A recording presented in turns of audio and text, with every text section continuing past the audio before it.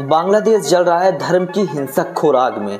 वहां पर माइनॉरिटीज में रह रहे लोग जलाए जा रहे हैं। और रही बात इस्लामिक सोच की, तो इस्लामिक कंट्रीज तो ये भी हैं, UAE, Saudi Arabia, Kuwait, Kazakhstan, Indonesia, Uzbekistan. यहाँ पर भी मुस्लिम मेजोरिटीज में है, लेकिन ये सभी कंट्रीज डेवलप कर रही हैं। तो फिर क्या कारण है कि साउथ एशियन कंट्रीज में कट्टरपन ज्यादा बढ़ रहा है? मॉब लिंचिंग बिल्कुल आम होती जा रही है। मॉब अटैक ह्यूमैनिटी की सबसे शर्मसार कर देने वाली बात है। ऐसे हजारों एग्जाम्पल्स हैं, चाहे वो बांग्लादेश के 27 साल के दीपू चंद्र दास हो, जिसे प्रोटेस्टर्स ने पहले पीट पीट कर मारा, उसके बाद पेड़ में बांधकर आग लगा दी और कहा कि उन्होंने प्रॉफिट मोहम्मद का अपमान किया था, लेकिन इसका कोई भी सबूत नहीं मिला। या इंडिया में 20 साल का जुएल राणा हो, जिसे सिर्फ इस तक पर मार दिया गया कि वो बांग्लादेशी मुसलमान है। पहले उससे आईडी कार्ड और आधार कार्ड मांगा गया, उसके बाद ही उसे पीटना शुरू कर दिया गया और पीट पीट कर उसे मार दिया गया। यह 2019 में झारखंड में तबरेज अंसारी हो, उसे बाइक चोरी के शक पर पकड़ा गया, इलेक्ट्रिक पोल पर बांधकर उसे मारा गया और उसे जय श्री राम और जय हनुमान के नारे लगाने के लिए कहा गया। और एक बार बोल, जय श्री राम, जय हनुमान बोल, और एक बार बोल। उसके बाद 4 दिन बाद वह हॉस्पिटल में मारा गया। या पाकिस्तान में चर्च और क्रिश्चियन फैमिलीज के घर इसलिए तोड़ दिए गए क्योंकि क्रिश्चियन फैमिली के घर के बाहर मुसलमानों की सबसे पवित्र किताब के 2 पेज मिले थे। ये सभी वो लोग थे जो इस हिंसा में मारे गए, लेकिन ये सभी लोग निर्दोष थे। इनकी गलती बस इतनी थी कि या तो ये हिंदू थे, मुसलमान थे या फिर क्रिश्चियन थे। धीरे धीरे पूरे साउथ एशियन कंट्रीज में कट्टरपन बढ़ता चला जा रहा है, चाहे वो इंडिया हो, बांग्लादेश हो या फिर पाकिस्तान हो। लेकिन पिछले साल भर से बांग्लादेश की मोहम्मद यूनुस की अंतरिम सरकार के लॉ एंड ऑर्डर का कुछ पता ही नहीं है। बांग्लादेश में अगस्त 2024 के बाद से 2400 से ज़्यादा माइनॉरिटीज़ में रह रहे लोगों के साथ incident of communal violence report हुए, जिनमें murders, assaults, temple attacks, sexual assault शामिल हैं। 12 फरवरी 2026 से बांग्लादेश में चुनाव होने हैं। वहां की राजनीतिक पार्टियों ने अपने कैंपेन्स और स्लोगन्स में एंटी इंडिया स्लोगन्स का हवाला दिया, जिसके बाद से वहां पर एंटी इंडिया नैरेटिव फैलना शुरू कर दिया।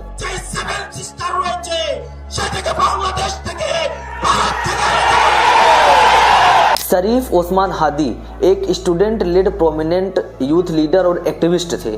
उन्हें 12 दिसंबर 2025 को ढाका में मास्क्ड हमलावरों ने गोली मार दी, जिसके बाद 18 दिसंबर 2025 को हॉस्पिटल में उनकी मौत हो गई। इस घटना ने बांग्लादेश में प्रोटेस्ट और वायलेंस को बढ़ावा दिया।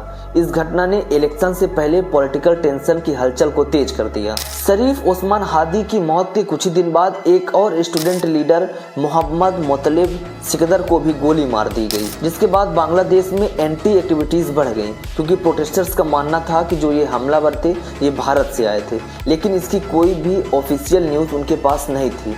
इस र्यूमर्स को इतनी तेज़ी से सर्कुलेट किया गया कि इसके बाद ही इंडिया और बांग्लादेश का रिलेशन अपने सबसे निचले स्तर पर रहा।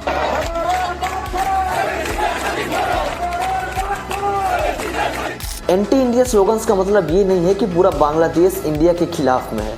ये ज़्यादातर पॉलिटिकल काओस, मिस इन्फॉर्मेशन और रेडिकल एलिमेंट्स के कारण हुआ है। जब भी देश में पॉलिटिकल इंस्टेबिलिटी आती है तो बाहरी दुश्मन को टारगेट किया जाता है, और सेम बांग्लादेश में भी यही हो रहा है। इंडिया को टारगेट किया जा रहा है। इंडिया को टारगेट करने का एक और बड़ा कारण है, वहाँ की जो पूर्व पीएम शेख हसीना थी, उन्हें इंडिया अपनी शरण दे रखा है और शेख हसीना को वहां की कोर्ट ने फांसी की सजा सुनाई है इलेक्शन मैनिपुलेशन और ह्यूमन राइट वायलेशन के लिए। बांग्लादेश के एक बड़े हिस्से में ऐसा परसेप्शन बना कि जो इंडिया है वो बांग्लादेश के इंटरनल मैटर्स में इंटरफेयर करता है, और इसी सोच ने एंटी इंडिया स्लोगन्स को हवा दी।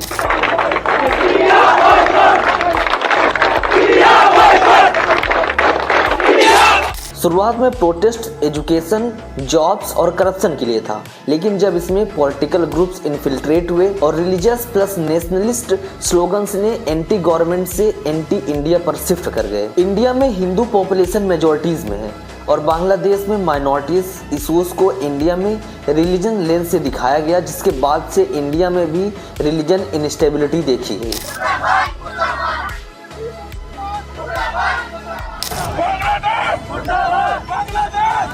ये तो रही उनकी बात जो धर्म के नाम पर वायलेंस करते हैं, लेकिन उनका क्या?